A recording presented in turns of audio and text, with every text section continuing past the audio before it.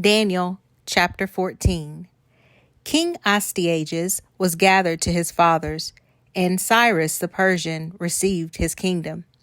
Daniel lived with the king and was honored above all his friends.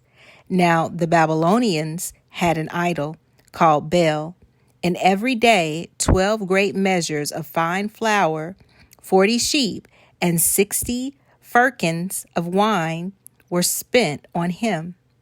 And the king honored it and went daily to worship it. But Daniel worshiped his own God. The king said to him, "Why do you not worship Baal?" He said, "Because I may not honor idols made with hands, but only the living God, who has created the sky and the earth, and has sovereignty over all flesh." Then the king said to him, "Do you not think that Baal is a living God?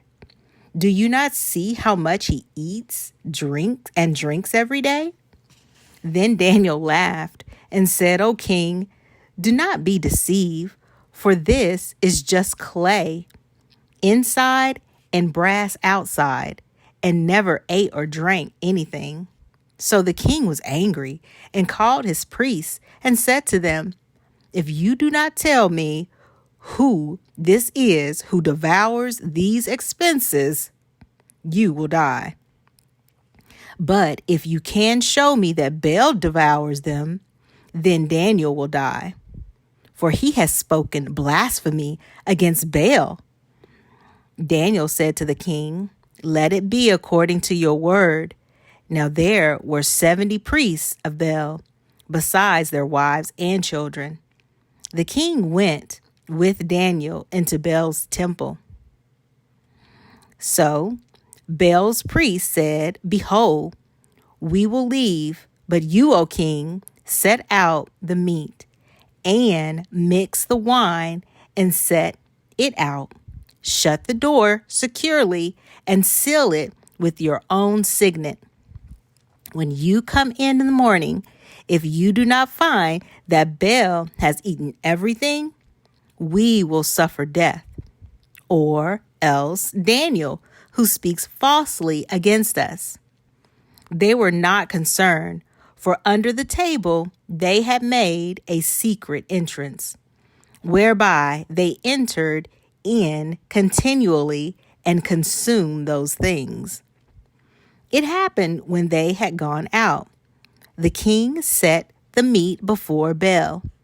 Now Daniel had commanded his servants to bring ashes, and they scattered them all over the temple in the presence of the king alone. Then they went out, shut the door, sealed it with the king's signet, and so departed. Now in the night, the priests came with their wives and children, as they usually did, and ate and drank it all. In the morning, the king arose, and Daniel with him. The king said, "Daniel, are the seals whole?" He said, "Yes, O king, they are whole." And as soon as he had opened the door, the king looked at the table and cried with a loud voice, "You are great, O Baal, and with you is no deceit at all." Then Daniel laughed and held the king that he should not go in, and said, "Behold, now the pavement, and mark well whose footsteps these are." The king said, "I see the footsteps of men, women, and children." Then the king was angry and took the priests with their wives and children, who showed him the secret doors where they came in, and consumed the things that were on the table. Therefore the king killed them and delivered Baal into Daniel's power, who overthrew him and his temple. In that same place there was a great dragon, which the people of Babylon worshiped. The king said to Daniel, "Will you also say that this is of brass? Behold, He lives, eats, and drinks. You cannot say that he is no living God. Therefore, worship him." Then Daniel said, "I will worship the Lord, my God, for he is a living God. But allow me, O king, and I will kill this dragon without sword or staff." The king said, "I allow you." Then Daniel took pitch, fat, and hair and melted them together and made lumps of them. He put these in the dragon's mouth. So the dragon ate and burst apart. Daniel said, "Behold, these are the gods you all worship." When the people of Babylon heard that, they took great indignation and conspired against the king, saying, "The king has become a Jew. He has pulled down Baal, slain the dragon, and put the priests to the sword."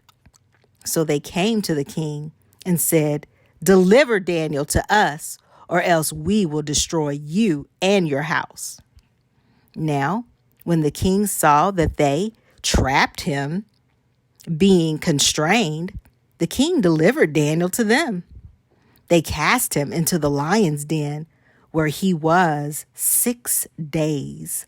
There were 7 lions in the den, and they had been given them 2 carcasses and 2 sheep every day, which then were not given to them, intending that they would devour Daniel.